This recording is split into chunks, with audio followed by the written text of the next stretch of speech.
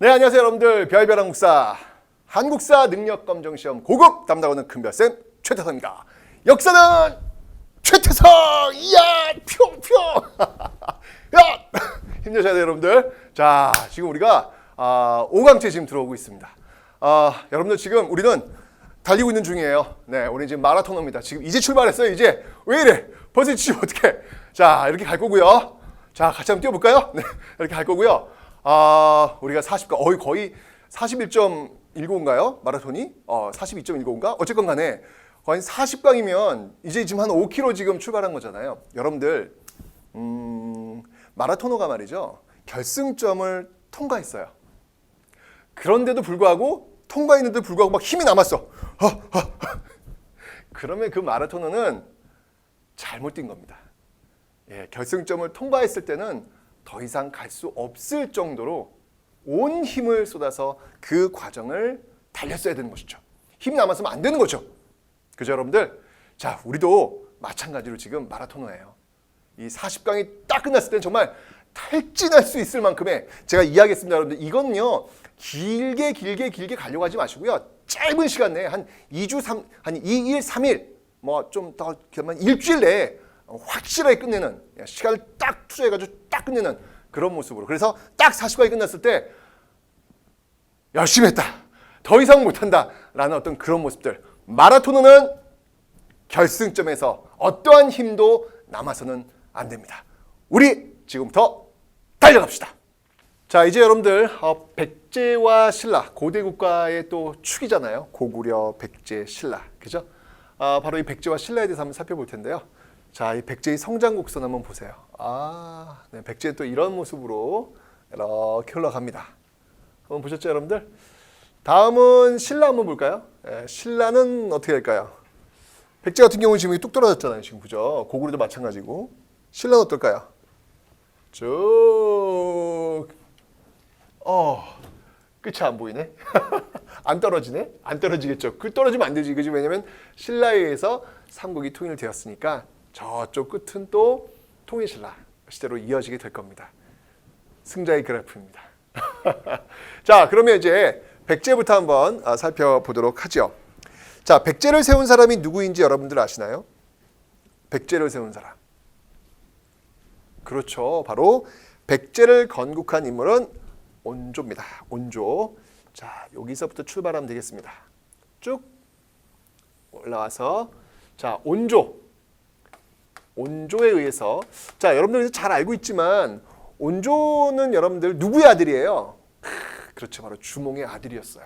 원래 이 주몽의 뒤를 이어서 왕이 될 수도 있는 어떤 그런 위치였는데, 갑자기 이 주몽이 말이죠, 옛날 그 부여에서 아들을 낳았나 봐요. 그 아들이 갑자기 오더니 내가 당신의 아들이요! 라고 하면서 주몽이, 그래 그럼 네가 왕을 해라! 라고 하면서 이 온조의 꿈은 날아가 버리는 어떤 그런 일. 그래서 그의 어머니 소선호가 있을 수 없는 일이지, 너는 나라를 세워야 돼! 라고 해서 남하해서 어디에? 네, 바로 한강. 네, 한강에서 이 백제를 건국하게 된 것이죠. 네. 그래서 여러분들 온조, 주몽의 아들, 주몽은 부여 사람. 그래서 백제까지도 부여, 고구려, 백제 다 부여의 어떤 혈통으로 연결되고 있는 그런 이유를 여러분들 기억해 놓으시면 되겠습니다. 됐죠? 자, 그러니까 여러분들 이 백제라고 하는 나라는요, 일단 이렇게 정리 한번 해보고, 이 백제라고 하는 나라의 출발은 어디냐면 바로 지금 대한민국의 수도 어디예요, 여러분들? 서울이잖아요. 그 서울이 바로 백제의 본거지였다라는 거. 우리가 이상하게 백제라면 그랬구먼, 그랬어, 그랬단께, 막 이런 식으로만 생각하는데 여러분들, 아닙니다. 여러분, 백제의 가장 오랜 시간 동안 머물러 있었던 곳은 서울이에요. 웅진, 충청도의 웅진, 또 뭐 저기 부여, 또 사비, 이쪽에 있었던 기간보다 서울에 있었던 기간이 더 깁니다. 원래 서울에 출발했고요, 여러분들. 어떤 그 영화 황산벌인가? 황산벌에서 주었던 그 사투리 쓰면서 나오는 어떤 그런 모습들, 거시기 그 못이요 하면서 나오는 어떤 그런 모습들이 백제에 대한 이미지를 좀 이렇게 왜곡시키는 어떤 그런 경향이 있는 것 같아요. 네, 원래 서울의 주인공은 원래 백제였습니다. 네. 자, 바로 이렇게 해서 온조에 의해서 나라가 출발되고 있다라는 거 기억하시면 되겠습니다. 자, 이제 고대 국가의 기틀을 잡아야 되겠죠. 바로 성장기를 이끌었던 왕, 고구려에서 성장기를 이끌었던 왕은 바로 고국천왕이라고 설명드렸는데, 백제에서 이 성장기를 이끌었던 왕은 누구일까요? 예, 바로 3세기에 등장하는 고이왕이라는 인물이 되겠습니다. 자, 고이왕을 한번 살펴볼게요. 자, 이 고이왕이야말로 바로 성장기의 왕이다라고 볼 수 있을 텐데요. 이 고이왕 같은 경우는 기본적으로 여러분들 관등과 관복을 제정합니다. 자, 고이왕 같은 경우에는 관등과 그다음에 관복을 제정해요. 자, 이 관등과 관복을 제정했다는 얘기 뭐냐면, 그러니까 관등이라고 하는 것은 여러분들 저런 거죠. 지금 이제 공무원들도 여러분들 그 급이 있잖아요. 그죠? 뭐 9급 공무원, 8급 공무원, 이런 것들이 있듯이 이렇게 관리들을 서열에 의해서 나눴다는 것이고, 거기에 맞춰가지고 옷 색깔을 맞춰 또 입혔다는 거잖아요. 그럼 이건 뭐냐면 하나의 시스템이 갖추어졌다는 얘기죠. 그죠? 그 시스템이라고 하는 것은 율령에 의해서 갖춰질 수 있습니다. 그래서 이 고이왕의 어떤 관등 광복이라고 하는 것을 율령체제다 이렇게 보기는 살짝 좀 부담스럽지만, 그래도 비슷하게나마 율령이라고 하는 어떤 그런 틀을 바로 이 고이왕 때 갖추고 있더라. 그래서 이 고이왕을 성장기의 어떤 왕의 어떤 자격을 주고 있다. 기본적으로 여러분들 이 백제 같은 경우는 굉장히 빨라요. 그러니까 고구려 같은 경우는 성장기 왕이 고국천왕이고, 개혁군주가 소수림 왕이고, 전성기 군주가 광개토태왕과 장수왕 연결되잖아요. 그죠? 그러니까 성장기, 개혁, 전성기 이렇게 나눠지잖아요. 근데 이 백제 같은 경우에는요, 워낙 빨라요. 그래서 성장과 개혁을 동시에 했다라고 보시면 돼요. 그 동시에 이루어냈던 왕이 누구냐면 바로 이 고이왕이라고 보시면 되는 거예요. 어떤 그 틀을 만들고 빠르게 개혁에 성공했던 왕이 바로 이 고이왕이라는 것이죠. 이 고이왕 같은 경우는 여러분들 목지국을 또 병합하는 모습을 보이고 있습니다. 이 목지국은 여러분들 사실은 연맹왕국 때 여러분들 사만 중에서 마한, 진한, 변한이 있잖아요. 그 중에서 마한의 목지국이라는 나라가 있는데, 그 목지국의 왕이 사만 왕을 자처하면서 굉장한 세력을 뽐냈던 그런 시기가 있습니다. 물론 여러분들 사만 서국은 왕이 없다 그랬는데, 이 목지국 같은 경우는 굉장히 그 세가 컸나 봐요. 그래서 스스로를 사만의 왕이다라고 이야기할 정도로 굉장히 컸던 그런 모습들이라고 볼 수 있는데, 어쨌건 간에 자, 이 목제국을 드디어 이제, 그러니까 사실 이게 보면 온조가 세운 이 백제도 어떻게 보면 마한의 한 작은 소국이에요. 마한이라고 하는 나라의 한 작은 소국, 정말 누구도 거들떠보지 않을 수 있는 어떤 그런 나라였는데, 결국 그 작은 백제가 전체 마한을 그냥 휙 삼켜버리는 그런 모습이 나올 건데, 그중 첫 번째 시도가 바로 이 고이왕 때 이 목지국, 가장 큰 세력이, 마한에서 가장 큰 세력이었던 나라를 일단 딱 잠식시키는 그런 모습이 지금 나타나고 있더라. 이렇게 하면서 어떤 그 전성기와, 그러니까 이렇게 하면서 어떤 그 성장기와 개혁기를 동시에 이끌어내는 왕이 바로 고이왕이라는 것을 여러분들이 좀 정리를 해 놓으시면 되겠습니다. 자, 고이왕. 자, 이렇게 해서 백제도 이제 틀이 잡혀졌고요. 이제 이렇게 해서 틀이 잡혀졌으니까 이제 그 다음 단계는 뭐예요? 그 다음 단계는 이제 전성기로 가야 되겠죠. 전성기로 가야 되겠죠. 자, 백제의 전성기는 여러분들 바로 이 4세기가 되겠습니다. 이 4세기가 바로 백제의 전성기잖아요. 그죠? 바로 이런 어떤 개혁, 바로 이런 어떤 그 성장과 개혁을 통해서 쭉 이끌어냈던 왕이 누구냐? 그 왕이 바로 근초왕이 되겠습니다. 바로 이 전성기, 4세기 전성기를 이끌었던 바로 근초광. 우리는 앞에서 여러분들 고구려 때 이미 근초광 이야기 한 판 했습니다. 대단한 왕이다. 이 근초광과 고구려 전성기 5세기를 이끌었던 그 광개토대왕이 만났더라면 과연 어떤 우리의 모습들이 만들어졌을까에 대해서 얘기했잖아요. 자, 역시 정복군주예요. 전성기 때의 왕은 정복군주였던 모습들을 보이고 있는데, 자, 이 근초광의 모습을 한번 좀 살펴보도록 하죠. 지도를 통해서 보면 금방 쉽게 이해가 되실 수 있을 거예요. 자, 근초광의 모습을 한번 보도록 하죠. 이렇게 있으면, 자, 근초광이에요. 근초광. 자, 이 근초광은 말 그대로 정복군주의 모습을 보이고 있습니다. 자, 일단 근초광이 있었던 곳은 서울이 되겠습니다. 그죠? 서울이에요. 한성입니다. 한성. 자, 여기를 기점으로 해가지고 어떻게 했습니까? 여러분들? 근초광은요. 고구려. 그죠? 이 고구려를 공격하는 모습들. 그죠? 고구려를 공격하는 모습들. 자, 이 과정 속에서 여러분들 바로 고구려 어느 왕이 전사한다라고 제가 설명드렸습니까?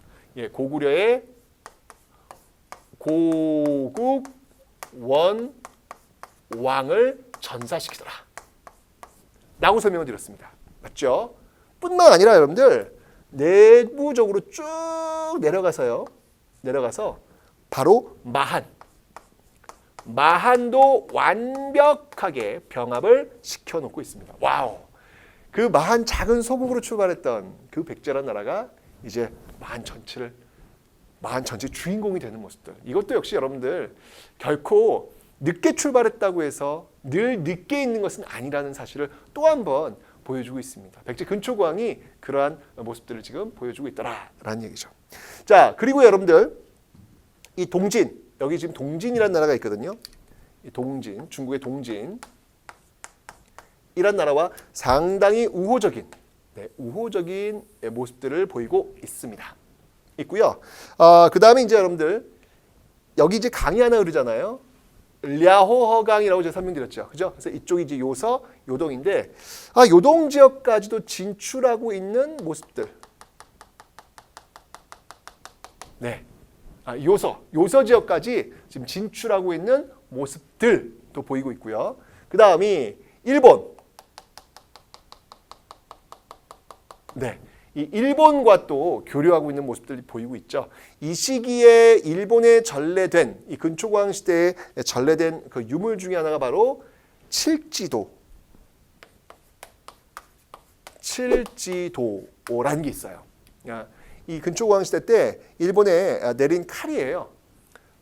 보시면 알겠지만 여러분들 지금 가지가 7개가 있습니다. 그죠? 하나, 둘, 셋, 넷, 다섯, 여섯, 7개가 있는데 여기 그 명문을 보면 여러분들 이것은 이제까지 존재하지 않았던 칼이다. 이건 정말 어마어마한 칼이니까 잘 보존해라 라고 하는 어떤 그 철을 다루고 있는 어떤 그 자신감이라고 할까요? 그런 것들을 바로 칠주도에 보이고 있죠. 이것도 여러분들 일본이 임나일본부를 설명할 때 또 하나의 근거. 일본이 임나일본부를 설명할 때 여러분들 앞에서 우리 봤잖아요. 뭐였냐면 바로 그 광개토 태양강 비에 있는 어떤 그런 내용들하고 바로 이 칠지도 이런 것들을 이제 들먹이면서 자신들에게 유력이 펼치고 있는데 그 칠지도를 만들 수 있는 나라와 만들지 못하고 있는 나라의 서열을 어떻게 그걸 거꾸로 봅니까? 네, 그 독특해요. 그 입장을 보면은. 자, 그래서 이런 근초고왕 시대의 어떤 이런 정복 군주로서의 모습들을 여러분들이 좀 기억해 놓으시면 되겠습니다. 됐죠? 이 정도면 될 것 같아요. 근초고왕 모습들을 한번 살펴봤습니다. 4세기 백제의 전성기를 이끌었던 그런 정복군주가 바로 이 근초광이다. 4세기 정복군주의 모습으로 보였던 근초광. 네, 이게 바로 백제의 전성기 가장 잘 나가는 그런 모습들이 되겠습니다. 근초광이었습니다. 그런데 그 뒤를 이어서 여러분들 손자예요. 손자가 누가 있냐면 바로 침류왕이라고 있어요. 침류왕. 네, 이 침류왕 때 이 불교를 수용하는 모습들. 여러분들 이 불교라고 하는 것은 제가 고대 국가의 하나의 중요한 키워드라고 제가 설명드렸잖아요. 그죠? 뭐 율령, 불교, 왕위 세습 이런 것들이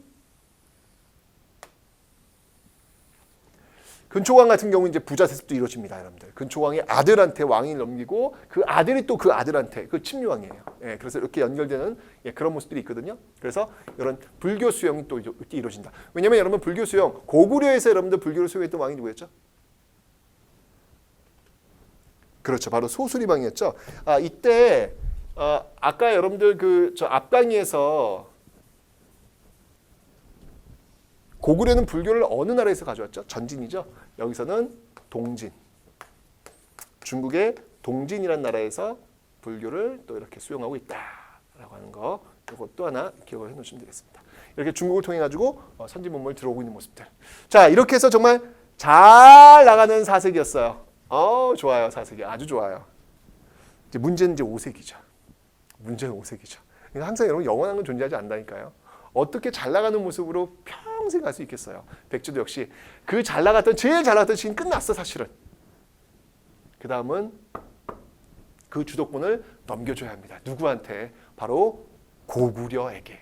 고구려, 5세기는 이 고구려의 시대잖아요. 4세기가 백제의 시대였다면 5세기는 고구려의 시기였다. 자, 이 5세기 이게 지금 이제 여러분들 이 고구려 장수왕이잖아요. 그죠? 이거 어떻게 해? 5세기 큰일 났어. 자, 5세기 고구려 장수왕. 이 고구려의 장수왕이 밀고 내려옵니다. 밀고 내려옵니다. 자, 그래서 여러분들 이 고구려 장수왕 어떤 정책들이 있었죠? 그렇죠. 바로 평양천도. 그죠? 예, 평양으로 천도합니다. 남하 정책을 지금 보여주고 있는 거예요. 그죠? 그런 다음에는 한성을 함락합니다. 평양을 천도하고요. 그 다음에는 한성을 함락시키는 모습들이 있더라. 라고 제가 설명드렸죠. 이런 역학관계가 고구려에서 펼쳐지고 있는 이런 역학관계가 이 백제에게는 어마어마한 영향을 미치고 있더라. 이때 근초광이 있었더라면 얼마나 좋았을까. 그러나 근초광은 그저 이제 역사가 되어 있는 상황이었습니다. 그죠? 자, 평양으로 천도하는 요 상황이 되니까 백제가 급한 거예요. 밀고 내려오니까. 그죠? 이런 상황 속에서 백제로서는 위기다라고 해서 그 위기를 동시에 느끼고 있었던 나라가 있었죠. 바로 신라. 그 신라와 손을 잡게 되는 거예요. 자, 이런 과정 속에서 이 여파가 백제에 들이닥칩니다. 자, 그 들이닥치는 과정 속에서 체결되었던 게 뭐예요? 그 체결되었던 게 바로 나제 동맹이라는 거예요. 신라하고 백제하고 이렇게 손을 잡는 것이죠. 원래 이게 나제 동맹인데 원래 신라가 승리해서 그런가? 원래 제나 동맹이라고 얘기는 안 하네. 나제 동맹이네. 어쨌건 이때 이 백제의 왕이 누구였냐면요. 바로 비유왕이었어요. 비유왕. 그리고 신라의 왕은 눌지왕이었어요. 눌지왕. 그러니까 여러분들 바늘과 실이 된 거야. 바늘과 실이 된 거야. 이렇게 보자고. 헷갈릴 수 있으니까 바늘과 실이 된 거야. 비자, 유자, 비눌, 바늘. 네, 바늘과 실이 된 거죠. 이렇게 딱 하나로 뭉쳐진. 그러니까 이 장수왕의 어떤 남하 정책이 가져온 영향이 이렇다는 이야기예요. 굉장히 위기가 된 것이죠. 자, 더 위기가 있죠. 자, 한성 점령. 이 한성 점령이 되고 나니까 여러분 이때 어떤 일이 벌어졌어요? 이때 바로 백제의 계로 왕이 전사합니다. 그죠? 계로 왕이 전사하는 모습들. 그래서 결국 어떻게 합니까, 여러분들? 도읍을 급하게 옮기죠. 도읍을 어디로? 도읍을 웅진으로 천도하는 모습들. 웅진으로 천도합니다. 지금의 웅진은 어디예요, 여러분들? 지금의 웅진은 바로 공주가 되겠습니다. 공주가 되겠습니다. 네, 이렇게 웅진으로 천도하는 모습들을 보이고 있더라. 자, 그러면서 이 여파에 의해서 이제 이 5세기 이제 막 밀고 내려오니까 더욱더 긴밀한 바로 이런 여파 속에서 더욱더 긴밀한 동맹이 필요했던 거예요. 더욱 긴밀한 동맹. 그래서 나제 동맹을 다시 체결합니다. 그죠? 네. 이 나제 동맹은 여러분들 여기 이 동맹이 공수동맹의 어떤 특징이 있어요. 공수동맹. 뭐 어려운 말인데 여러분 뭐 중요한 건 아니고 그냥 외적이 쳐들어올 때 함께 같이 손을 잡고 싸운다는 어떤 그런 의미예요. 근데 이건 더 결합이 됩니다. 더 결합이 돼요. 이 백제의 왕은 이때 누구였냐면 바로 동성왕이에요. 동성왕이고 신라의 왕은 누구였냐면 소지왕이에요. 소지왕. 네, 이 소지왕과 동성왕 이 관계는 어떤 관계였냐면 바로 결혼 동맹이에요. 그러니까 더 밀착하는 그런 모습들. 그러니까 계속해서 이 장수왕이 막 밀고 내려오니까 어쩔 수 없이 신라와 백제는 이렇게 나제 동맹을 통해 가지고 맨 처음엔 그냥 군사적 관계만 맺었는데 이제 아예 그냥 사돈직을 맺어버리는 거예요. 무서운 거야. 장수왕이 무서운 거야. 이거 어떻게 우리는 서로 피를 나눈 사람이야. 우리 맞서 싸우자. 뭐 이런 식으로 나오는 거예요. 더욱더 그 동맹이 끈끈해지는 이런 모습들이 보이고 있다는 얘기죠. 이게 바로 5세기 상황이에요. 그러니까 역사는 기본적으로 여러분들 제로섬 게임이에요. 우리 이제 저 앞강의 4강의가 5강 공부하면서 여러분 느끼는 건 뭐냐면 어떤 나라의 전성기 때는 다른 나라는 분명히 위기라는 거예요. 그 전성기와 그 위기의 역학관계, 그 역학관계를 여러분들이 잘 염두에 두시면서 접근하시라라는 것 기억하시면 되겠습니다. 그죠? 자, 이렇게 해서 5세기, 정말 진짜 5세기는 정말 이 백제로서는 위기였구나라는 것들이 지금 보여지고 있죠. 자, 이러면서 이제 6세기로 옵니다. 6세기 와서는 이제 좀 정신을 좀 차리는 거예요. 네, 정신을 좀 차립니다. 자, 이 6세기를 대표했던 왕들이 있다면 누가 있냐면 바로 문영왕이 있습니다. 문영왕. 자, 이 문영왕에 대해서 한번 좀 살펴보도록 하죠. 문영왕 같은 경우는 여러분들 백제의 문영왕. 이 백제 문영왕. 문영왕의 고향이 어딘지 아세요, 여러분들? 네, 문영왕의 고향은 재팬입니다. 일본이에요, 일본. 네, 사마. 저 문영왕릉에서 발견된 그 이름 중에 사마왕, 백제 사마라고 하는 단어는 그 사마가 뭐냐면 일본에서는 그 섬을 뭐라면 시마라고 불러요. 예, 스시마. 뭐 일본인들 독도를 할 때 다케시마이죠. 시마 섬이거든요. 거기에서 태어났다라고 해요. 그러니까 일본으로 쭉 흘러가다가 너무 엄마가 너무 급해서 섬에 들어가가지고 바로 이 문영왕을 낳았습니다. 그 섬에 여러분 한번 가보세요. 그 섬에서는 아주 그냥 대대적으로 환영합니다. 한국인들 어서 오세요라고 우리는 문영왕이 태어난 곳입니다라고 엄청나게 손자 한글로 막 써 있어요. 들어가시면 딱 들어가면 이 문영왕이 있습니다. 그만큼 왜냐면 이제 그건 또 이제 이유가 있죠. 일본의 그 시골이 워낙 그 경제가 안 좋으니까 그렇게 해서라도 지금 한국인 관광객들을 끌어모으기 위해서 무서워요. 일본인들 보면은 참 대단합니다. 물론 우호적인 어떤 그런 모습도 분명히 있을 거예요. 있지만 그 밑에는 또 이 경제적인 어떤 모습들도 분명히 있다. 한번 여러분 가보시면 그 섬에 한번 가보시면 깜짝 놀라실 겁니다. 문영왕의 흔적들. 그 섬은 문영왕을 위해 존재하는 것 같이 아주 일본인들이 잘 해놨어요. 자, 이 문영왕 같은 경우는 여러분들 뭔가 지금 이게 지금 뭐 웅진으로 와가지고 지금 막 왕권은 추락할 수밖에 없는 거예요. 그죠? 아니 쫓겨 내려왔잖아. 그러니까 왕이 왕 같겠어?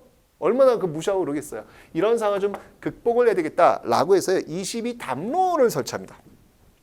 22담로. 자, 22담로라고 하는 건 뭐냐면 여기에다가 자신의 그 왕족을 파견해요. 왕족을 파견해서 왕권을 강화시키는, 그러니까 추락한 왕권을 강화시키려는 그런 모습들이 지금 보이고 있더라. 이게 20개의 어떤 그 담로를 쭉 설치해가지고 거기다 이제 왕족도 파견하는 거예요. 직접 다스리도록 하는 것이죠. 그리고 이 중국 남조와 또 교류를 해요. 중국 남조와 교류합니다. 남조와 교류하는데 이 흔적을 어디서 볼 수 있냐면 바로 자신의 무덤인 문영왕릉. 네, 이 문영왕릉에 있는 벽돌 양식 있잖아요. 그 벽돌 양식은 중국 무덤 양식이거든요. 이런 걸 통해서 중국 남조와 교류했구나라는 것. 그리고 당연히 이 문영왕릉을 보시면 여기에 일본에서 가져온 나무로 관을 짠 모습들 보여요. 뭐 문영왕이 뭐 당연히 일본에 태어났기 때문에 그만큼 일본과 아주 긴밀한 관계를 구축하고 있었구나라는 것도 알 수 있겠죠. 자, 그래서 6세기 문영왕 연결하시면 되고요. 그 다음에 6세기 하면 또 이 사람을 떠올려야 되겠죠. 바로 이 문영왕과 함께 6세기 또 이제 전성기라면 전성기 아니면 또 이제 힘들어지는 시기라면 힘들어지는 시기 바로 성왕입니다. 백제의 성왕. 자, 이 백제의 성왕 같은 경우는 여러분들 백제를 다시 한번 일으켜 세워야 되겠다라는 그런 꿈이 있어요. 백제 부흥을 외치고 있는 모습들. 자, 이 성왕의 모든 목표는 백제 부흥이에요. 자, 무조건 백제를 부흥시키겠다. 백제 부흥을 위해서 뭔들 못하리라고 해서 도읍을 옮깁니다. 어디로? 사비로 도읍을 옮기죠. 사비천도. 사비는 지금의 부여입니다. 부여. 사비로 천도하는 모습들이 보이고 있더라. 그리고 이곳으로 옮긴 다음에 전국 지방 행정 조직을요 5부와 5방으로 나눠요. 네, 이렇게 다시 한번 전국을 재편하는 그런 모습들, 이게 바로 성왕 때 보여지고 있더라라는 얘기죠. 그러나 이 성왕은요, 백제 부흥, 다시 백제를 불러일으키려면 백제의 본거지가 어디예요? 바로 한강을 다시 탈환하는 거거든요. 그 한강을 탈환하기 위해서 성왕은 누구와 또 함께 이제까지 여러분 볼 수가 있겠지만 나주동맹이 쭉 이어지는 거잖아요. 그죠? 이때 이 성왕의 파트너가 누구였냐면 바로 진흥왕. 신라의 전성기를 이끌었던 진흥왕. 그 진흥왕과 손을 잡고요. 고구려를 몰아칩니다. 고구려를 몰아칩니다. 네, 그래서 성공합니다. 한강 지역을 다시 찾아내요. 찾아냈는데 진짜 알토란과 같은 그 한강 하류 지역을 백제가 차지했고 나머지 지역은 이제 신라가 가져갔는데 진흥왕이 딱 보니까 저기 백제가 차지하고 있는 저 한강 하류 지역 저기를 가져가야 된다라고 이제 진흥왕이 판단한 거예요. 그러니까 이 신라 같은 경우는 나중에 이제 공부하면 있지만 신라의 꿈이 하나 있어요. 뭐냐면 중국과 직교역을 통해 가지고 선진 문화를 들여오겠다는 어떤 꿈이 있었는데 그걸 못 하고 있었죠. 왜냐하면 신라는 고립되어 있었기 때문에 고구려와 백제에 둘러싸여 있었기 때문에 중국의 문화를 이제 들여온다면 고구려 통해서 들어오는 그런 영국이었단 말이에요.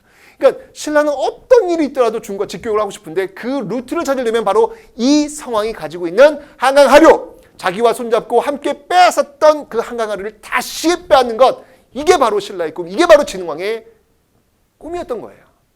그런데 그러려면 어떻게 해야 돼요, 여러분들? 이게 지금 엄청난 오랜 기간 동안 내려오고 있는 이 전통의 나지동맹, 혼인까지 맺고 말이에요. 이거 엄청난, 어떻게 해야 돼요? 깨야죠. 진흥왕은 깨는 거예요. 그래가지고 백제 뒤통수 때리는 거죠. 그래서 한강 하류 지역을 기습해가지고요, 차지해 버립니다. 백제는 그러리라고, 신라가 정말 그러리라고는 생각을 못했던 것 같아요. 이러면 어떻게 해요? 이러면 이제 이걸 기회로 해가지고 나지동맹은 끝나게 되는 거예요. 끝나게 되면서 이제 성왕은 진흥왕과 한판 승부를 벌여야 되겠죠. 그 한판 승부의 첫 번째 수가 뭔지 아십니까, 여러분들? 신라를 공격했냐고요? 아니었어요. 진흥왕에게 자신의 딸을 시집 보냅니다. 뭐야? 이게 무슨 소리야 지금? 아니 지금 진흥왕이 지금 뒤통수를 때려가지고 지금 한강하류를 지금 뺏겼는데 싸움은커녕 자기의 딸을 그 원수에게 시집 보낸다고? 말이 돼? 진흥왕은 어땠을까요? 반응이. 진흥왕은 또 그 딸을 맞아들입니다. 부인으로 맞아들입니다. 그러니까 진흥왕이 성왕의 사위가 된 거예요. 야, 이 여러분들 정치라고 하는 거는 이게 일반인들의 어떤 상식으로는 이해가 안 돼요. 그게 정치야. 왜 그랬을까요? 왜 그랬을까요? 그건 뭐냐면 성왕은 계산했던 거예요. 일단은 신라를 안심시키고 그 기간, 안심되어 있는 동안에 공격할 수 있는 준비 기간이 필요했던 거예요. 그 준비 기간을 확보하기 위해서 연막작전을 핀 거죠. 자기의 딸을 시집 보내면서 연막작전을 펼친 거죠. 그럼 진흥왕은 그거 몰랐을까요? 알고 있었어요. 진흥왕도 역시 마찬가지로 그 딸을 맞이하면서 성곽 방어 축조를 쭉 나섭니다. 서로의 일전을 알고 있었지만, 서로의 수는 다 읽고 있었지만 서로가 좀 더 힘을 쌓을 수 있는 그 시간을 서로 확보하려는 어떤 그런 모습들, 여기서 살짝 결혼이라고 하는 것들이 딱 들어온 것이죠. 난 근데 그 딸이 너무 불쌍해. 뭐야 그 딸은 어떻게 되는 거야 그러면 도대체. 아버지를 위해서, 남편을 위해서 자기는 철저히 희생되는 거잖아요. 그죠? 가슴이 아파요.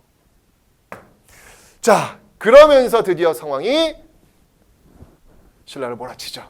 그 몰아친 전투가 뭐였냐면 바로 관산성 전투입니다. 관산성 전투. 사실은 이 성왕이 직접 이 관산성 전투에 나온 건 아니고요. 아들이 이제 싸웠는데 신라를 막 몰아치고 있으니까 이제 와가지고 이제 아버지 한번 좀 그 백제 군사들한테 한번 좀 shut up! 용기 좀 한번 주세요! 라고 해서 성왕이 그래 알았어! 라고 해가지고 이제 자기 수행원들만 데리고 이제 관산성을 향하고 있다가 거기에 신라 매복주에 걸린 거예요. 뭐야? 아니 뭐 싸워보지도 않고 매복주에 걸려. 그래도 죽어요. 너무 허무하죠, 여러분들. 그게 바로 그 관산성 전투예요. 야, 그래가지고 여러분들 그 성왕의 목을 베가지고 그 성왕의 목을 신라 궁궐 그 계단 있잖아요. 그 계단 밑에다가 배치를 해놨다고 합니다. 그러니까 많은 사람들이 계속 그 계단을 밟고 지나가라고. 와, 이거 얼마나 얼마나 어쨌건 이 관산성 전투에서 성왕이 전사합니다. 이 관산성 전투에서 결국 성왕이 전사하게 되면서 이 신라와 이 백제는 정말 불구대천의 원수. 근데 진짜 여러분들 이거 진흥왕 어떻게 봐야 돼? 진흥왕 이때 되게 나이가 어렸는데 이 참모들이 진흥왕은요, 이 참모들이 굉장히 좋아요.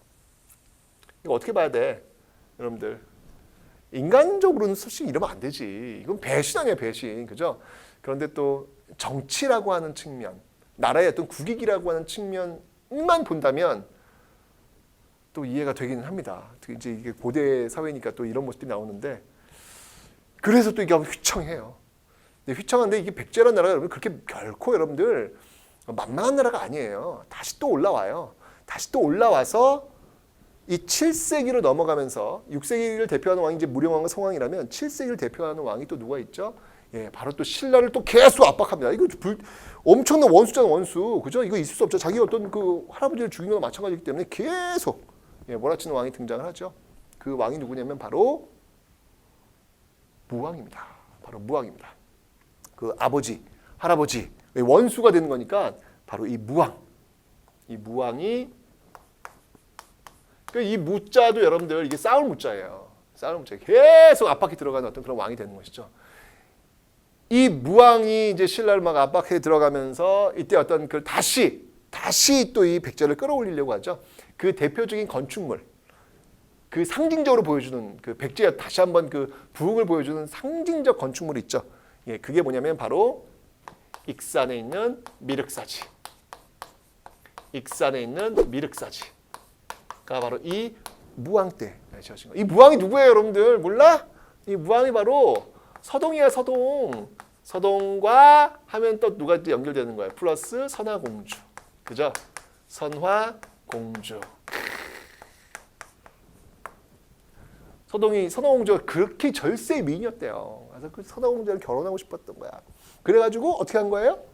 네, 아주 야한 노래를 이렇게 지어가지고 애들한테 부르게 한 거죠. 근데 이걸 지금 이렇게 하면 이건 명예훼손에 해당하는 건데, 이거는 이러면 안 되는 거잖아, 이거. 그죠? 이건 불법적 방법인데. 예? 어쨌건 그런 방법을 통해 가지고 결국 선화공주가 쫓겨나게 만들잖아요. 그래서 서동이 딱 선화공주를 탁 해가지고 탁 이렇게.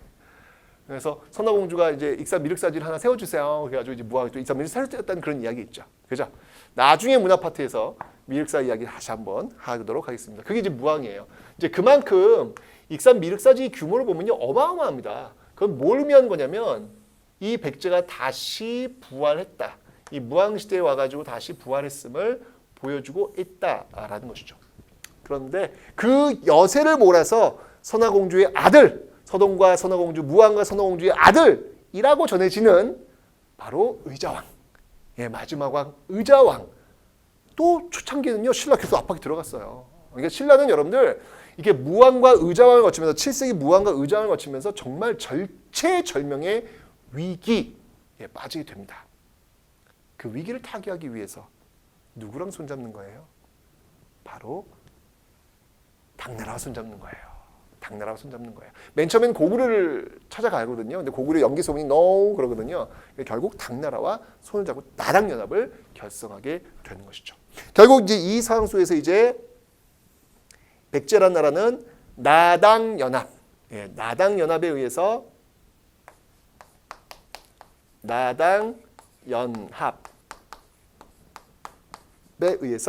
무너지게 됩니다.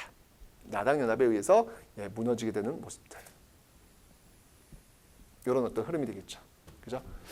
자, 이때 여러분들 우리가 이제 기억해야 될 인물이 있죠. 바로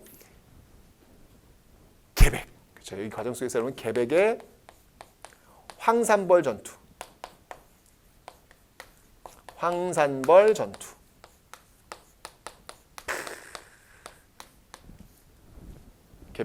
여러분들 여기 논산에 한번 가시면요, 논산에 10월 달쯤에 바로 이 황산벌 전투를 재현을 합니다. 예, 논산이 이제 여기 황산벌이거든요. 논산에서 전투를 재현을 하는데 와우, 완전 멋있어, 완전 멋있어. 한번 여러분들 꼭 한번 가보세요. 예, 거기 가시면 황산벌 전투한테 저는 그렇게 큰 스케일로 하는지 몰랐는데 와 장난 아니더라고요. 조금만 잘 다듬으면 이건 어떤 국가적인 어떤 큰 행사로서도 자리매김할 수 있겠다라는 그런 생각이 들 정도로 굉장히 멋있었습니다. 그래서 한번 논산에 한번 황산벌 전투 한번 보러 한번 가십시오. 엄청난 스케일. 그 밤에 말이죠. 불꽃놀이 하는 것처럼 화살 쏘는 게 막 불꽃이 뿅뿅 와우 멋있어요. 이 계백이 이제 황산벌 전투로 나갈 때 이게 5천 결사대가 지금 이제 김유신이 5만 명을 끌고 오거든요. 김유신의 그 5만 부대와 맞서 싸워야 되는데 5천과 5만 되겠습니까? 결국 이제 계백이 이건 이제 끝내라는 거구나라고 해서 결국 자기의 자식, 자신의 아내 마저 먼저 죽이고 그 다음에 전쟁에 가죠. 배수진을 친 거죠. 그래서 장수가 내가 나의 가족을 내 손으로 죽이고 왔다. 나는 여기서 끝장을 보겠다. 라고 외치는 장수를 따르는 그 5천 결사대. 그 힘은 엄청날 겁니다, 여러분들. 그렇죠? 내 장수가 저런 각오로 왔구나. 그렇다면 나 역시 나의 조국 바로 백제를 지키기 위해서 이 한 몸 버릴 수 있다. 라는 각오가 섰겠죠. 그래서 초기에는 여러분들 계속 밀려요. 계속 신라가 5만 부대인데도 계속 밀려요. 계속 밀리지만 결국 그때 그 노회한 장수 김유신이 심리전을 또 활용을 하죠. 그렇다면 우리 신라인들의 사기를 북돋아 올라야 되겠다. 뭐가 있을까? 저기 저 장수 계백은 자기의 가족을 죽이고 왔다. 그럼 거기 맞서야 될 거 아니에요. 그래서 신라 장수들의 아들 그 중에 한 명 관창을 보내죠. 너 가서 계백과 싸워 죽어라. 결국 관창이 왔다 갔다 하다가 결국 관창 죽잖아요. 그 모습을 보면서 이 신라 군인들도 안 거예요. 우리의 장수들이 자기의 가족을 버릴 만큼의 준비가 되어 있구나. 그렇다고 하면 싸워보자. 우리 군사도 많지 않냐. 라고 하면서 그때부터 몰아쳐가지고 결국 5천 결사대가 전멸하게 되는, 그러면서 백제가 멸망하게 되는 그런 모습들을 보였던 것. 이게 바로 그 유명한 논산에 있었던 황산벌 전투가 되는 것입니다. 치열했죠. 치열했죠. 그때 뭐 이제 의자왕의 얘기도 나온 건지 그런 건데. 자, 어쨌건 여러분들 이렇게 무너졌지만 여기서도 마찬가지로 고구려와 마찬가지로 여러분들 백제 이제 먼저 멸망한 거죠. 백제 먼저 멸망하고 이제 그다음 고구려 멸망하는 건데 여기에 이제 부흥 운동이 있어요. 이후에 여러분들 계속해서 부흥 운동이 전개됩니다. 이 부흥 운동을 이끌었던 인물들이 누가 있냐면요. 흑치상지, 건모잠, 안승 이런 인물들이거든요. 흑치상지 아니죠. 건모잠은 이제 고구려고 흑치상지, 복신, 도침 이런 인물들이에요. 그래서 이걸 흑도복이라고 제가 한번 써볼게요.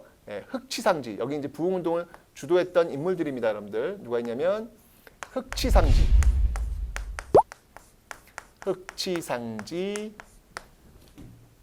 도침,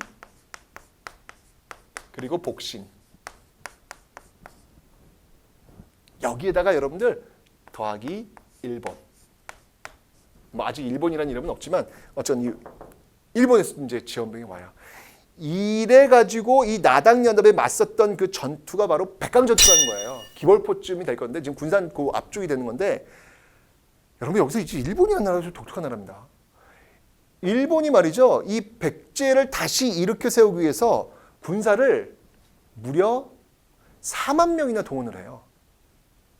어마어마한 배를 만들고 어마어마한 군사를 보내서 백제를 도와주려고 합니다. 결국 이 백강전투에서 나당연합에 맞서서 싸우다가 결국 전멸을 하거든요. 이로 인해 가지고 여러분 일본의 정권이 교체됩니다. 백제를 도와주기 위해서 일본의 정권이 교체된다? 여러분 상상이 가십니까? 일본과 우리의 관계는 지금 우리가 굉장히 껄끄러운 관계지만 이 고대로 들어가 보면요. 우리의 어떤 그 관계의 어떤 틀이라고 하는 것들이 잘 적응이 안 돼요. 백제와 일본은 한 번도 싸운 적이 없어요, 여러분들. 정말 우호적인 어떤 그런 관계 속에서 연결되어 있는 나라였거든요. 아니, 지금 백제가 멸망한 나라야. 멸망한 나라를 위해서 4만이나 되는 군대를 보냈다? 총력전을 펼쳐요, 총력전을. 정권의 명분을 걸고. 왜? 아니, 백제가 뭐라고? 일본한테 뭐라고? 뭐가 있으니까 그런 거겠죠. 여러분들, 그죠? 굉장히 밀접한 관계. 이런 데서 또 한번 우리가 지금 갖고 있는 어떤 그 선입견들, 어떤 그런 관계, 어떤 잘못된 설정들을 풀어낼 수 있는 어떤 그런 해법들은 역시 고대의 역사에 있다라는 라고 하는 거. 그런 것들을 한번 좀 통해 가지고 한번 이 꼬여 있는 것들을 한번 좀 풀어 볼 수 있는 어떤 그런 해결책도 좀 필요하지 않을까라는 그런 생각이 듭니다. 그게 그 유명한 바로 백강전투. 여기 나왔습니다. 자, 이렇게 해서 여러분들 백제의 그 찬란하고 그 엄청난 전성기를 이끌었던 근초고왕의 나라 백제는 문을 닫습니다. 백제의 도읍변천사를 한번 볼까요? 여기 보시면 알겠지만 원래 여러분들 백제는요 한성, 그죠? 한성에서 출발했고 쭉 더 길어요. 굉장히 길잖아요, 그죠? 한성 거의 한 3분의 2는 다 한성 시대였고요. 그 다음에 짤막하게 이제 웅진 공주죠. 장수왕의 어떤 공격에 의해서 부랴부랴 도망가는 모습들. 백제 부흥을 일으키기 위해서 사비로 천도했던 이런 어떤 흔적들을 여러분들 기억해 놓으시면 되겠습니다. 됐죠? 자, 이제 마지막으로 신라에 대해서 한번 살펴보도록 하겠습니다. 자, 이 신라란 나라가 어떻게 해서 이 삼국의 주인공이 되었을까? 정말 궁금하지 않습니까, 여러분들? 이거 어떻게 이런 일이 있었을까? 자, 신라란 나라는 여러분들 누가 세웠어요? 신라는요. 네, 신라의 시조는 바로 박혁거세입니다. 박혁거세. 자, 이 박혁거세에 의해서 신라란 나라가 세워졌습니다. 사로국, 네, 사로국 또는 뭐 설아벌, 뭐 이런 여러 가지 이름도 있어요. 예, 사로국을 건설하고 있었고요. 이때 박혁거세는요 거서관이라고 불렸어요. 거서관. 글쎄요, 거세간, 칸.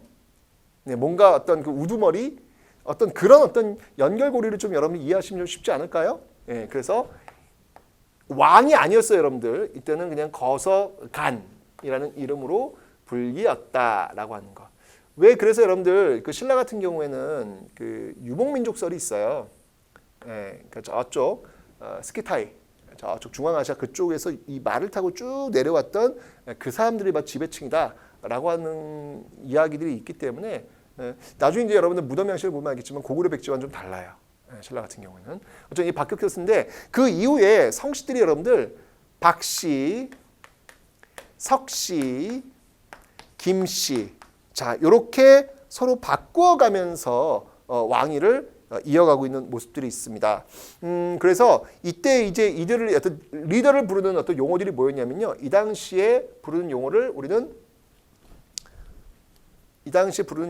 뭐라고 하냐면 거서간, 아까 지금 했죠. 거서간, 그 다음이 차차웅,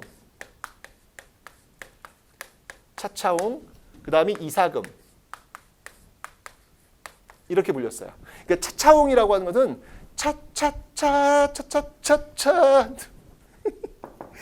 뭔가 좀 무당의 어떤 느낌이 들지 않나요? 차차차차 하면서 이렇게 하는 그런 어떤 그러니까 재정일치의 어떤 그런 모습들, 그렇죠? 제사장과 어떤 그 왕의 어떤 역할을 같이 하는 어떤 그런 느낌을 한번 연상해 보시면 되고요. 이사금은 뭐냐면요, 그 누가 왕이 되냐? 이빨이 많은 사람이 왕이 됩니다. 뭐야 이거? 실제로 근데 이야기 있어요. 누가 왕이 될까? 그러면 떡을 주고 떡을 깨물어서 이빨 작은 많은 사람이 왕이 되자라고 하는 어떤 그런 모습들. 그러니까 연장자가 왕이 되자. 이빨이 많은 연장자, 그런 어떤 모습들, 이런 거사관, 차차웅, 의사궁 이런 식으로. 그러니까 아직까지는 왕이라고 불리지 않았다는 것이죠, 여러분들. 네, 이런 모습도 이렇게 바뀌어 나오고 있었다라는 거. 그러니까 아직까지 이 박석기의 시대까지는 여러분들 연맹 왕국 단계라고 보시면 될 것 같아요. 고대국가의 틀은 아니라는 얘기죠. 여러분들 그 신라라고 하는 나라는 4세기가 되어서야 이제 고대 국가의 틀을 갖추게 된다라고 설명드렸죠. 가장 늦잖아요. 왜냐면 왜 이럴 수밖에 없냐면 신라라고 하는 위치는 지금 고립되어 있어요. 경상도라고 하는 그 지역에 고립되어 있기 때문에 지금 중국으로 갈 수가 없습니다. 중국으로 가려면 백제를 관통해 가야 되잖아요. 그죠? 근데 그 백제 어떻게 그 백제 열어주지 않잖아요. 큰일 나죠. 그러니까 고구려를 통해서 좀 제한적으로 중국 몸을 받아들이고 있는데 쉽지 않죠. 그러니까 그러니까 굉장히 다른 지금 고구려와 백제는 이미 고대 국가로 넘어갔음에도 불구하고 신라 같은 경우는 아직도 연맹 관계 같은 단계에 머물러 있는 어떤 그런 모습들을 지금 보여주고 있다라는 거예요. 자, 그러면서 이제 4세기가 된 거예요. 이제 드디어 네, 4세기는 여러분들 백제 전성기입니다, 여러분들. 그죠? 어느 나라 전성기 하고 있는데 이제야 드디어 성장기. 개혁기도 아니야. 성장기. 아장아장 고대국가의 그 틀을 걷는 그런 모습들을 보이고 있다라는 이야기죠. 자, 그때 그 왕이 누구였냐면요. 바로 뇌물 마립간이에요. 뇌물 마립간.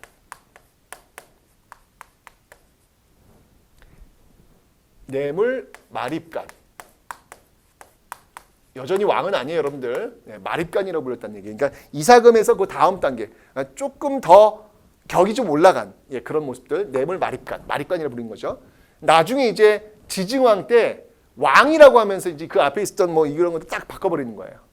다 왕으로. 그때부터 뇌물 왕이 되는 것이죠. 근데 이 당시에는 왕이 없으니까 뇌물 마립간. 이 뇌물 마립간 시대가 되면 여러분들 어떤 일이냐면요. 이때서야 드디어 이제 김씨 쪽으로 세습이 돼요.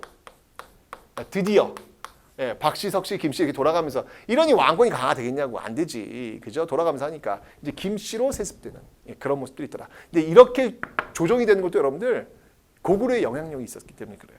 고구려가 이렇게 딱 내려와서 봤는데 너희는 이상하게 왕을 한다. 뭐 이게 돌아가면서 하냐? 정해줄게. 나한테 제일 충성할 사람 누구야? 손 들어봐. 김씨. 오케이. 자 이쪽 그럼 쭉 가.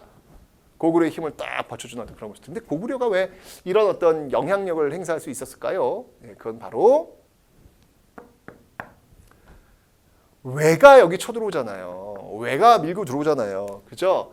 바로 이때 고구려가 구원을 해줍니다. 이 뇌물 마립간 때 바로 고구려의 구원.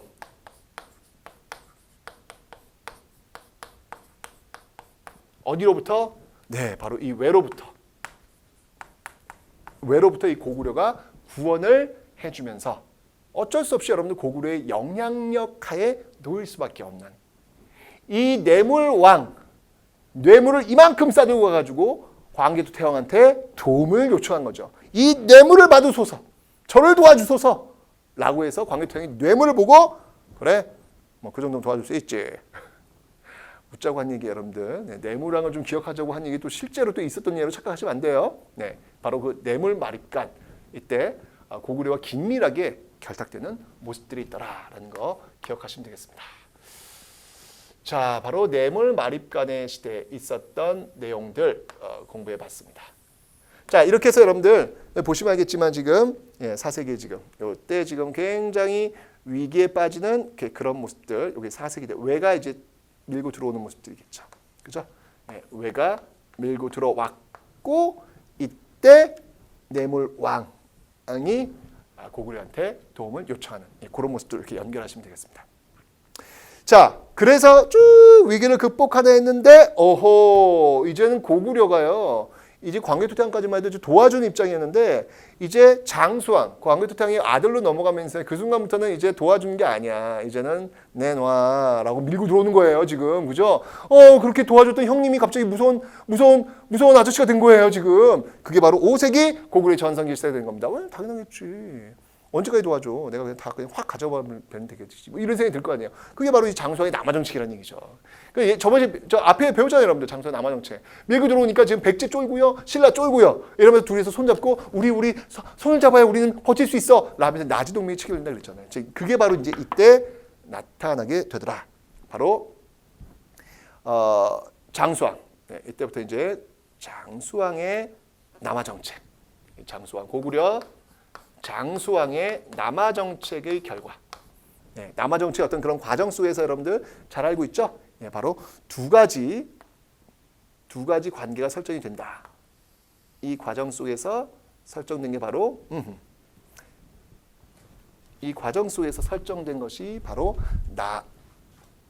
나제 동맹이다. 라고 하는 거 이걸 기억하시면 되겠습니다. 말려야 되는 거예요, 지금. 네.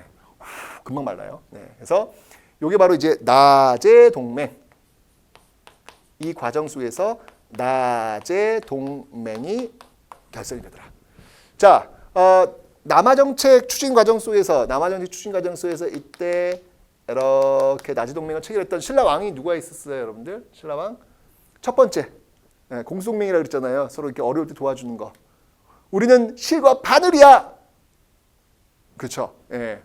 비유왕과 눌지왕이라고 제가 앞에 설명드렸잖아요. 지금 그죠? 예, 신라의 여기서는 눌지왕. 그 다음에 한성 함락되고 이후에서 더 밀착됐던 동맹은 이때 바로 소지왕. 네, 이런 왕들이 나지 동맹의 어떤 그 주역들로 지금 5세기 지금 고구려 전성기 시대를 지금 대처하고 있더라라는 것이죠. 자, 이제 어려운 시기도 지나갔고 잘 버틴 거야. 신라 정말 잘 버틴 거야. 진짜 참 이 당시만 해도 참 별로 이렇게 고구려 그 백제에 비해서 별 볼 일 없는 나라였거든요. 잘 버틴 거예요. 잘 버티고 이제 6세기 그들의 시대를 맞이합니다.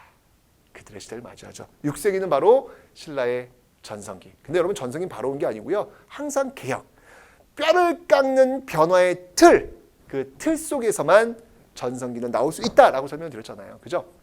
6세기 어떤 왕들인지 한번 살펴보도록 하겠습니다. 자, 먼저 6세기 첫 번째 개혁왕, 개혁군주죠. 그게 바로 지증왕입니다. 지증왕. 이 지증왕은 우리 역사 기록에 의하면 기록이라서 그런데 어쨌건 그 지증왕의 그 남근의 크기가 우리 기록에 의하면 가장 크신 분이라고 나옵니다. 제가 저 여기까지밖에 말을 못 하겠어요. 다음은 인터넷을 찾아보세요. 지금 그래서 이게 결혼을 하면 자꾸 이렇게 부인이 굉장히 그 저기 뭐냐 그냥 한번 읽어보세요. 도저히 내가 말을 못하겠다.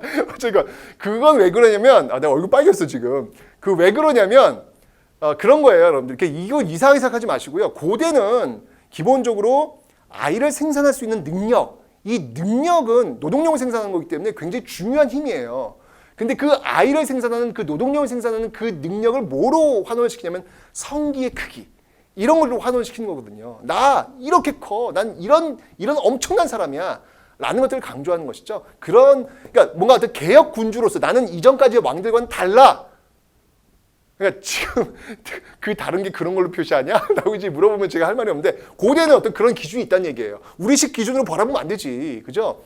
그래서 그 지증왕은 뭔가 개혁군주로서의 어떤 그 특이한 모습들이 있다. 특이한 특징이 있다. 라고 하는 거 여러분들이 인터넷상에서 한번 보세요. 갑자기 얼굴이 빨개졌어. 자, 개혁군주의 모습을 좀 보여주려고 했던 거야. 이 지증왕 같은 경우는 일단요, 정적으로 보면 일단 나는 달라. 다르지. 예, 그래서 이제까지 있었던 마립간 이제 안 쓰는 거야. 이제 마립간 이제 쭉 뇌물 마립간부터 쭉 마립간 썼는데 이거 쓰지 않는 거야. 사실 여기 지금 눌지 마립간, 소지 마립간이에요. 다 마립간이에요. 이거 쓰지 않는 거야. 이제부터는 뭐야?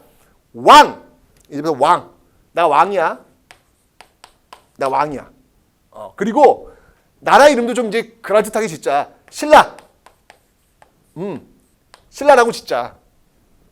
이렇게 번듯한 그런 모습들을 지금 보이려고 노력을 하고 있더라. 그리고 이제 대외적으로 쭉쭉쭉 뻗어가려는 모습들도 있었죠. 먼저 우산국을 정벌하는 모습들이 있습니다. 우산국 여러분 나중에 이제 독도와도 관련되잖아요. 그죠? 왜 신라 장군 이사부 신라 지하에서 웃는다. 독도는 우리 땅. 네. 그 이사부가 바로 이 지증왕 그 장군이 되는 겁니다. 그죠? 우산국 정벌도 여러분들이 좀 하나 기억해 두시면 되겠죠. 네, 지증왕의 모습이었습니다. 그 다음에 경제적으로 여러분들 이 지증왕 때 보면요, 굉장히 경제적인 어떤 활성화, 그러니까 굉장히 어떤 그 지증왕의 어떤 개혁군주의 모습이 많이 보이는 게 뭐냐면 어떤 생산력을 높이기 위한 노력들을 굉장히 많이 해요. 그래서 이때 우경을 장려합니다. 우경은 뭐예요, 여러분들? 네, 소를 이용해서 농사를 짓는 거잖아요. 이 우경을 장려하는 모습들. 그리고 이렇게 농업 생산을 높인 다음에 그런 걸 교환할 수 있는 어떤 그런 장소가 필요할 거 아니에요. 그 장소로서 동시. 원래 이제 신라 시대 그 시장의 출발은 이 소지왕 때로 보고 있는데 어쨌건 아주 그 정부에서 계획을 해가지고 동시를 이제 만든 거예요. 그리고 이 동시를 또 감독할 수 있는 동시전도 이때 이 지증왕 때 만들고 있습니다. 이런 어떤 경제적인 어떤 그 활성화 정책 이런 것들 좀 많이 보여주고 있더라. 그리고 사회적으로 볼 때 이때 되면요, 순장. 여러분들 알죠? 부여 때도 기록에 의하면 부여 때도 순장이라는 게 있었잖아. 이렇게 쭉 내려온 거야. 제가 쭉 내려온 거야. 근데 그런 거 이제 하지 말자. 그런 어떤 잔인한 어떤 그런 거 하지 말자. 라고 해서 굉장히 좀 합리적인 어떤 그런, 그러니까 뭔가 이전 시대와는 좀 다른 그런 뼈를 깎는 어떤 변화를 보이려고 했던 정말 나라의 고대 국가의 어떤 그 꼴을 더 업그레이드 시키려는 그런 모습들이 바로 이 지증왕 때 나오고 있더라라고 하는 거 여러분들 기억해 놓으시면 되겠습니다. 그게 바로 지증왕입니다. 6세기 지증왕 모습을 여러분들은 지금 확인하고 계신 거예요.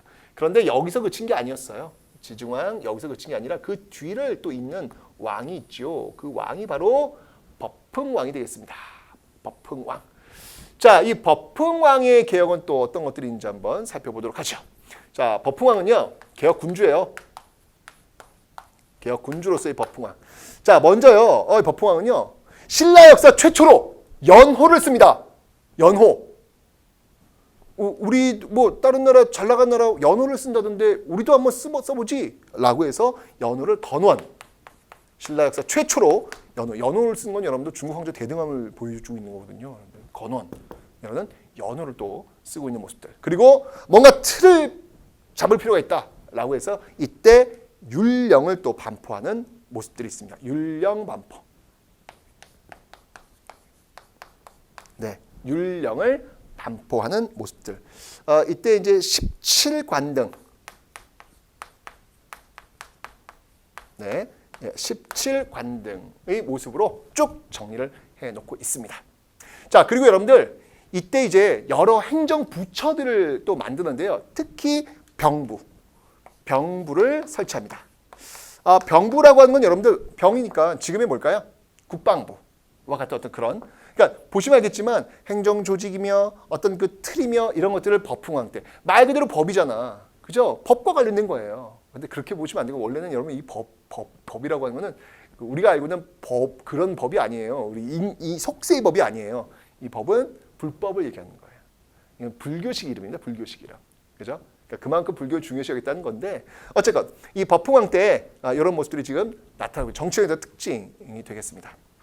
그 다음에 여러분들 사회적으로 본다면 여러분들 바로 골품제를 또 정비하는 모습이 있어요. 골품제. 이거는 신라 지배층들의 신분제도라고 보시면 돼요. 이건 뭐 아무리 능력이 뛰어나도 여러분들 뭐 육두품 출신, 저희 집안이 이제 육두품, 경주 최씨 대표적인 육두품. 저기 뭐냐 성골진골 집안은 어느 성씨? 손들어 보세요. 경주 김씨 손들어 보세요. 네, 우리 경주 최씨 참 많이 괴롭혔어요, 당신들. 자, 어쨌건 우리는 서러워. 우리 능력이 많았는데 우리는 당신들 때문에 말이야 올라가지 못했단 말이야. 자, 바로 그런 어떤 골품제. 아무리 능력이 뛰어나도 올라갈 수 없는 그런 골과 품으로 나눈 거예요. 당신들은 골, 우리는 품 이렇게 나눈 거죠. 골품제. 이런 것들을 정비했던 그런 왕이 또 이 버풍 왕이 되겠습니다. 그 다음에 버풍왕 다음에 또 이제 여러분 기억해야 될 게 있죠. 바로 불교. 오, 완전 중요하죠, 완전. 불교를 공인하죠. 이때 이 불교를 공인함에 있어가지고 그의 조력자, 그의 파트너 역할을 했던 인물이 바로 이차돈. 이 이차돈의 순교를 통해서 부처님을 믿게 하는 거예요. 여러분 이게 기본적으로 이 신라라고 하는 나라는 이게 고립되어 있기 때문에 굉장히 보수적이에요. 뭔가 변화에 굉장히 둔감한 거예요. 그리고 좀 이렇게 별로 그냥 이렇게 잘 살아왔는데 뭐 굳이. 그러니까 이 고등정교 불교를 좀 끌고 와야 되겠는데 쉽지가 않은 거예요. 이게 안 믿어. 바꾸려고 안 하는 거예요. 그러니까 결국은 어떤 부처님의 기적을 보여줄 수밖에 없다라고 이제 버풍왕하고 이차돈이 서로 이제 입을 맞춘 거지. 미안하지만 그래, 너희 가족은 내가 돌봐줄게. 하지만 어쩔 수 없다. 부처님의 나라를 만들자. 라고 해서 이차돈이 목을 딱 벤 순간 이차돈의 목에서 그 흰 피가 빡 뿜어나오면서 하늘에서 막 연꽃이 막 날리고 있는 그런 모습들 있다 그러잖아요. 그죠? 저 뭐냐 궁궐지에서 이렇게 뿌렸겠지. 이렇게 뿌리고 이렇게 우유를 머금고 있다가 이렇게 뭘 했겠지 뭐. 그죠? 어쨌든 그런 액션에 의해서 결국 그 완고한 그 보수적인 신라가 불교를 드디어 받아들이는 그런 모습들이 지금 나타나고 있더라라고 하는 것. 이게 바로 버풍왕 때 있었던 모습들이 되겠습니다. 자, 바로 이 개혁군주 걸출한 지증왕과 버풍왕의 개혁에 의해서 이제 신라는 환골탈퇴하는 모습들을 보이고 있는 것이죠. 이제 전성기로 갈 수 있는 그런 자격을 이제 신라는 갖추게 된 겁니다. 자, 바로 그 전성기를 이끌었던 왕이 누군가요? 그 왕이 바로 진흥왕이 되는 거죠. 그죠? 자, 그 진흥왕에 대해서 한번 또 살펴보도록 하겠습니다. 진흥왕. 자, 이 진흥왕은요, 일단 기본적으로 그 백제 보시면 알겠지만 관산성 전투 있잖아요. 그죠? 그 관산성 전투에서 승리합니다. 관산성 전투에서 승리를 하게 되더라 라고 하는 거.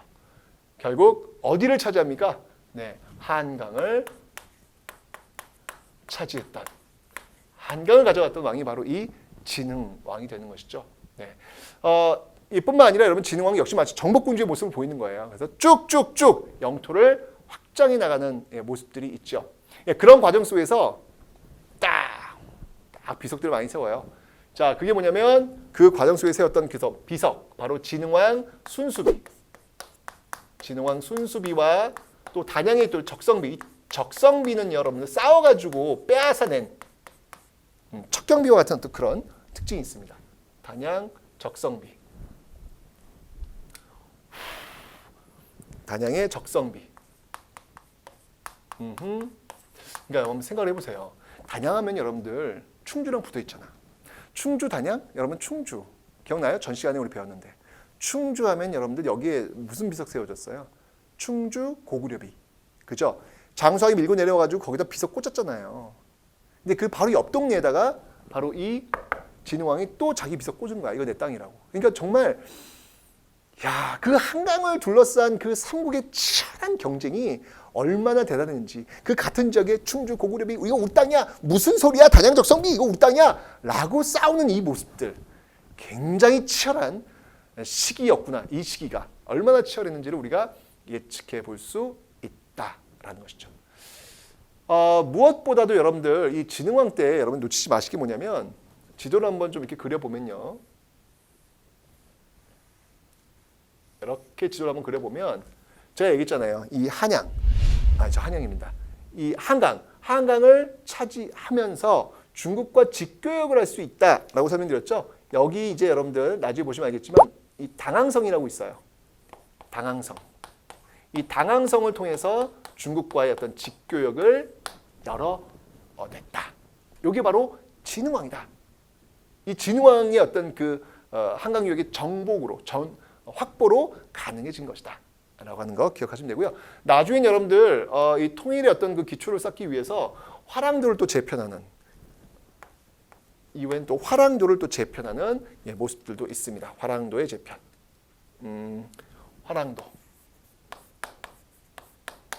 화랑도를 또 재편하는 국가적 조직으로 재편하는 모습들도 보이고 있습니다. 이게 바로 진흥왕. 신라의 전성기를 이끌었던 정복군주 진흥왕의 모습이더라 라고 하는 것을 여러분들이 정리를 해놓으시면 되겠네요. 그래서 고구려의 전성기를 이끌었던 정복군주 광기토 태왕과 장수왕, 그리고 백제의 정복군주 하면은 근초고왕, 그죠? 그리고 신라의 정복군주 진흥왕, 6세기를 이끌었던 그런 인물이 되겠습니다. 이렇게 해서 진흥왕 정리되었네요. 자, 이제 토대를 쌓은 거예요. 한강을 확보한 거야. 이제 한강의 주인이 된 거야. 최종적 한강의 주인. 첫 번째 한강의 주인은 백제였고, 두 번째 한강의 주인은 고구려였고, 세 번째 한강의 주인은 이제 신라가 된 거예요. 그 신라가 그 기세를 몰아가지고 쭉쭉 밀고 나가는 것이죠. 결국은 7세기 들어서 등장하는 왕들. 대표적인 게 바로 이 신라 통일의 초석을 놓았던 왕이 바로 태종 무열왕이죠. 태종 무열왕. 이 태종 무열왕이 여러분들 누구예요? 김춘추예요, 김춘추. 이 김춘추가 바로 신라 통일의 초석을 놓았다 그랬죠. 저거 하나 빠졌구나. 법흥왕 때 여러분 가야 있잖아요, 가야. 이 법흥왕 때 여러분들 제가 하나 빼먹었어. 법흥왕 때 가야를 어느 가야를 멸망시킨다 그랬죠? 진흥왕도 마찬가지지. 진흥왕도 어느 가야를 멸망시킨다 그랬죠, 여러분들? 그렇죠, 바로 금관가야. 이 법흥왕 때 금관가야가 또 멸망된다라고 설명드렸습니다. 금관가야. 원래 이게 지금 대가야와 결혼 동맹을 통해 가지고 제가 벽돌 깨기 한다 그랬잖아요. 그런 다음에 이제 이 금관가야를 무너뜨리는 그런 모습들이 있더라라고 설명을 드렸습니다. 정말 정치라고 하는 것은요. 그러니까 참 버풍왕도 말이야 이제 이렇게 금관가야를 이제 무너뜨리기 위해서 말이죠. 예? 이게 대가야와 딱 이렇게 손을 잡는 그런 모습들. 이 진흥왕 같은 경우도 여러분들 이 한강역을 찾아오기 위해서 성왕과 손잡았다가 다시 성왕 딱 때리는 모습들. 아우 대단한 것 같아요. 진흥왕 때는 여러분들 이제 어느 나라가 또 이제 무너지죠? 바로 대가야, 그죠? 대가야가 또 이때 무너지게 될 겁니다. 이런 어떤 그 흐름들 속에서 이제 통일의 어떤 초석, 태종 무열왕 때 나타나고 있더라라고 하는 거. 그리고 이제 통일을 시킨 왕이 누구예요? 태종 무열왕 때 이제 여러분 백제가 이때 멸망합니다. 이때 백제가 멸망하는 거예요. 그리고 통일을 완수했던 왕이 누구냐면 바로 문무왕. 이 문무왕 때 통일이 이제 완수가 되는 것이죠. 통일이 이루어지는 것이죠. 이러면서 이제 통일신라로 넘어가는 그런 어떤 흐름으로 이어지게 되는 겁니다. 이게 바로 이제 7세기의 상황이 되는 것입니다. 어쨌건 여러분들 최종적 승리자는 신라의 몫이었다. 가장 늦게 한강을 차지했던 신라에 의해서 삼국은 통일되었다라고 하는 걸 기억하시면 되겠습니다. 자, 그럼 이제 배웠던 내용 중에서 가장 중요한 것들은 무엇이 있는지 한번 저와 함께 한번 살펴보도록 하죠. 자, 먼저 백제부터 한번 보도록 하겠습니다. 백제에서 제일 중요한 건 역시 뭐니 해도 정복군주, 그죠? 바로 이 근초고왕. 이 근초고왕에 대해서 여러분들이 잊으시면 안 돼요. 근초고왕 때 특히 고구려를 압박하고 있는 이 장면은 여러분 절대 놓치시면 안 됩니다. 근초고왕 기억하시면 되고요. 쭉 넘어오면 되고요. 그 다음에 이제 이건 이제 고구려의 영역이잖아요. 그 5세기 정말 힘들었던 어떤 그런 모습. 이런 과정 속에서 결국은 웅진으로 허둥지둥 천도하고 있는 모습들, 요거 놓치시면 안 되는 거고요. 그리고 이제 공주, 웅진 시대예요. 웅진 시대에 이 문영왕하고 성왕이 지금 활약하고 있다라는 거. 문영왕은 한번 읽어보시면 돼요. 특히 성왕 같은 경우가 좀 많이 중요합니다. 성왕 때 이제 또 사비로 부여져 지금의 천도하는 모습들 있다는 거 봐두시면 되겠습니다. 무왕 한번 보시고요. 결국 나당연답에 의해서 무너지고 있는 모습들 기억해 놓으시면 되겠습니다. 자, 신라를 한번 볼까요? 신라는 4세기까지는 정말 그 연맹왕후당의 어떤 그런 모습 보이다가 이제 4세기 와서 이제 뇌물마리간 때가 되면은 비로소 어떤 나라의 어떤 그 고대국의 틀이 지금 만들어지고 있는데 그때 그 영향력을 끼쳤던 나라 바로 이 고구려라는 거. 이 고구려의 구원, 외를 이때 고구려 왕은 누구예요, 여러분들? 이때 고구려 왕은 바로 광개토 태왕, 그죠? 광개토 태왕과 연결이 되어야 되겠죠. 연결해 놓으시면 되겠습니다.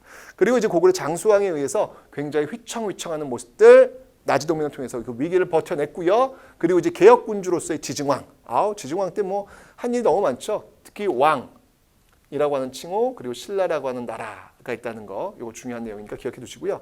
버풍왕 같은 경우는 여러분들 역시 개혁군주로서 율령 반포, 너무 중요하죠. 율령을 반포했다는 거, 그리고 불교를 공인했다는 거, 그리고 금강가야를 무너뜨렸다는 사실, 요거 꼭 기억해 두시면 되겠습니다. 이러한 어떤 개혁의 바탕에서 이제 전성기 진흥왕이 등장하고 있다라고 하는 거. 한강을 차지했다는 거예요. 그러면서 이제 진흥왕 순수비 같은 것들을 세웠고요. 바로 이런 이후에 이제 당항성을 통해서 중국과 직교역이 이루어지고 있는 모습들.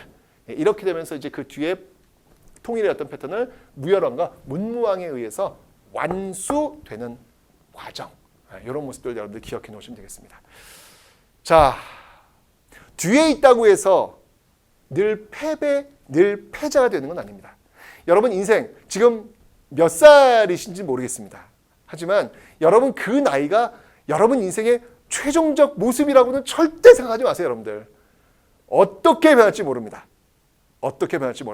역사를 통해서 우리는 그것을 확인했으니까. 이런 역사를 공부했는데 불구하고 여러분들이 스스로를 믿지 못한다면 그건 역사 공부 제대로 안 한 거예요. 가장 뒤에 있었던 그 신라가 삼국의 주인공이 되었습니다.